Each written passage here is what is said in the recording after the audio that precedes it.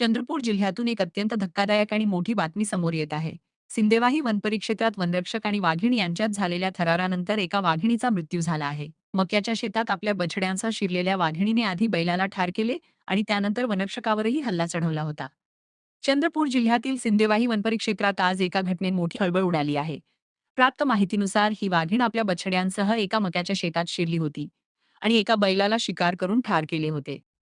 या घटनेची माहिती मिळताच वन विभागाचे पथक घटनास्थळी दाखल झाले. या दरम्यान वाघिणीने कर्तव्यावर असलेल्या वनरक्षकावर अचानक हल्ला चढवला, मात्र या थरारानंतर वाघिणीचाही काही तासातच मृत्यू झाल्याची माहिती समोर आली आहे. वन विभागाने तातडीने वाघिणीचा मृतदेह ताब्यात घेतला असून सिंदेवाही येथे तिचे शवविच्छेदन करण्यात आले आहे. वाघिणीचा मृत्यू नेमका कशामुळे झाला याचा तपास आता वन विभाग करत आहे. सध्या घटनास्थळी वन विभागाचे वरिष्ठ अधिकारी, स्थानिक प्रशासन आणि पोलीस प्रशासन मोठ्या संख्येने तैनात आहेत. परिस्थिती नियंत्रणात असून परिसरात नागरिकांना सतर्क राहण्याचे आवाहन करण्यात आले आहे. चंद्रपूर जिल्ह्यातील सिंदेवाही तालुक्यात वनपरिक्षेत्राअंतर्गत येत असलेल्या नवरगाव परिसरामध्ये रत्नापूर या परिसरामध्ये वाघिणीने वनरक्षकावरती हल्ला करून वनरक्षकाला जखमी केले आहे. महत्त्वाचं म्हणजे सकाळी जवळपास 11:30 वाजताची ही घटना होती. मक्याच्या पिकामध्ये वाघीण 3 बछड्यासह शिरकाव केला होता. ही घटना गाव परिसरामध्ये माहीत होताच गावकऱ्यांनी जमाव केला.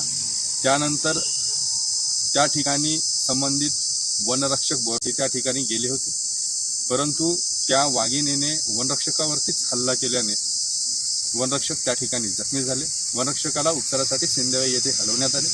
त्यानंतर पुढील उपचारासाठी त्यांना चंद्रपूर या ठिकाणी पाठवले गेले. या काळामध्ये, या मधातल्या काळामध्ये म्हणजे वनरक्षकावरती वाघिणीने हल्ला केला, त्यांना उपचारासाठी ग्रामीण रुग्णालय सिंदेवाही येथे पाठवण्यात आलं.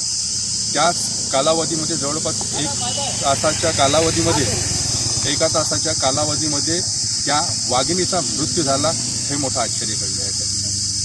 या संपूर्ण घटनेचा तपास येथील स्थानिक वन विभाग वरिष्ठ अधिकारी या ठिकाणी आलेले आहेत. कॅमेरामॅन अमान कुरेशीसह मिथुन मेश्राम, न्यूज एक्सप्रेस, चंद्रपूर.